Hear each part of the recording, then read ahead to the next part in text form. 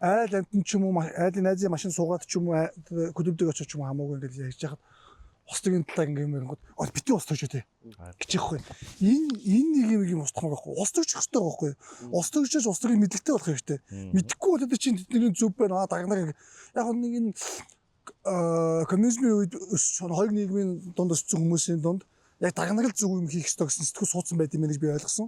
Тэгээд төрийн төлөө огтон боож өгөх мөхнө гэдэг нэг ийм үнүүдийг ойлгохын тулд зүгээр иргэд зүгээр л ингэ байж ах ёстой гэсэн нэг ийм сэтгүүл суулгацсан байт юм. Эднийг эвдэх ёстой. Тэгээд одоо яг бид тэгээд хийж байгаа нь ус зүйчийн гэдэг төлөвтэй адилхан хүн болон ус зүйчүүд ус төрийн мэддэгтэй, мэдрэмжтэй тий.